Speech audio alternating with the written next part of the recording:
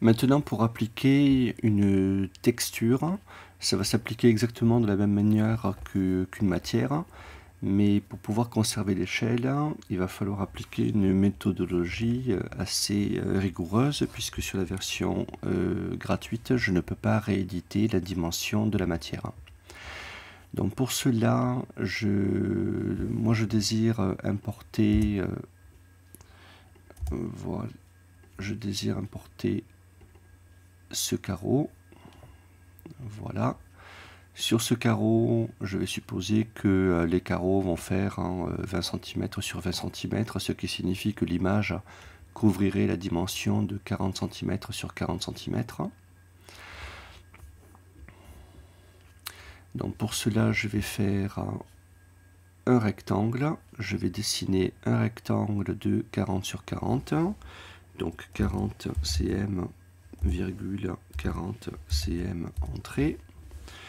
Je vais prendre l'outil orbite, me mettre un petit peu plus à la verticale, zoomer sur cette zone, voilà. Je vais prendre la flèche, éventuellement sélectionner la forme, mais encore là ce n'est pas indispensable parce que ce n'est pas un groupe. Je vais aller en haut à gauche, faire importation mon appareil, cliquer sur mon appareil, récupérer l'image là du carreau, ouvrir et l'importer en tant que matière. Je vais donc placer ça sur le coin et me mettre pile à la bonne dimension. Voilà. Je prends la flèche noire, la flèche et je désélectionne. Et là, ma matière est maintenant importée. Ce qui signifie que si je dessine une grande zone, que je clique sur la matière qu'il y a sur le côté, voilà, je vais fermer tout ça. Je clique sur la matière va s'appliquer. Maintenant, la matière s'applique en fait en pixels. Donc, si je veux pouvoir la redimensionner, si jamais la position n'est pas bonne, je peux refaire texture, aller sur position et avec ces... Alors, je vais dézoomer un tout petit peu pour voir le tout. Voilà. Et en voyant ces curseurs rouge, vert, jaune et bleu, alors le jaune et le bleu, c'est des curseurs qui permettent de redimensionner, enfin de retravailler la perspective de la matière si jamais elle a été déformée. Donc en l'occurrence, je vais prendre le curseur rouge pour le mettre bien dans le coin, et je vais prendre le curseur vert pour réduire la dimension et éventuellement l'orientation de la matière. Je vais dézoomer. Et je vais reprendre le modèle que j'ai à côté, voilà, pour me mettre à peu près à la bonne échelle. C'est exactement la même méthode si par exemple je décide de faire une affiche sur un mur. Donc je vais prendre un outil rectangle.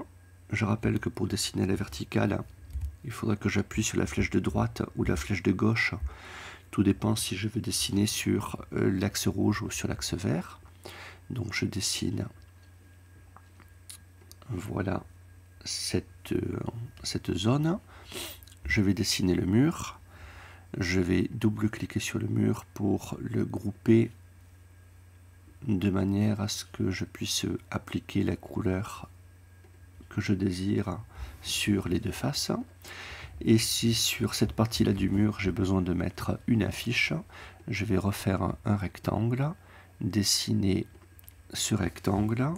Alors, il faut faire attention en fait avec les éléments qui sont exactement dans le même plan. Il y a ce phénomène en fait de moirage parce que les deux textures se perturbent un petit peu.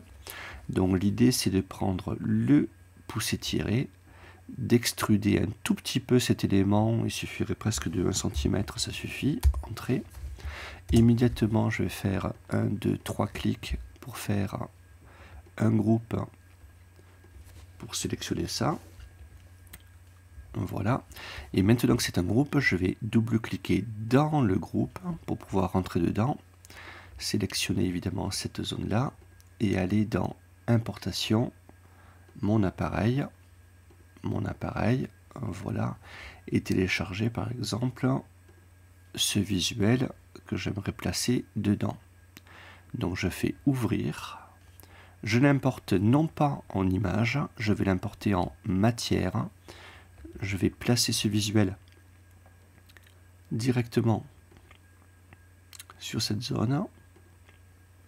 Donc on voit bien que c'est une texture répétitive, mais pour replacer ce visuel, clic droit, texture, position.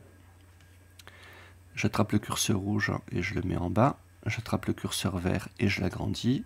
Alors j'aimerais au contraire que ça soit plutôt un cadre portrait.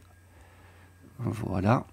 Et avec le curseur rouge, je replace le portrait comme ça. J'ai plus qu'à reprendre la flèche et ressortir de cet élément pour avoir le poster.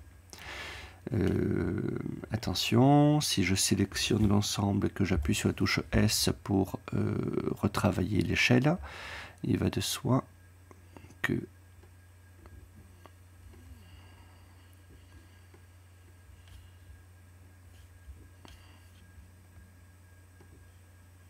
voilà. Si j'agrandis mon bloc en largeur, ça ne devrait pas poser de problème. Alors j'ai très peu d'épaisseur, alors c'est un petit peu compliqué à attraper la matière.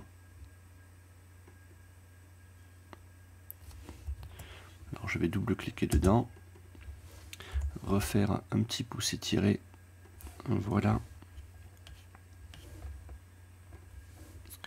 et sortir de ça. Donc je reprends l'outil S, Scale, là j'ai mon curseur ici, je devrais en avoir un autre là. Voilà, donc il va de soi que si je fais une déformation complète, tout se déforme. Donc si je veux retravailler la taille de mon visuel, il vaudra mieux que je rentre dans mon objet. Et là, j'utilise tout simplement la touche P, pouce étiré, pour retravailler la largeur de cet élément. P, pouce étiré, voilà. Si par exemple j'ai un caisson lumineux pour placer mon image, et on va faire attention de ne pas utiliser le magnétisme, c'est-à-dire placer sa souris sur un objet qui risquerait de déplacer l'objet d'une manière inattendue. Voilà, là j'ai par exemple placé un poster ou un caisson lumineux ou autre chose.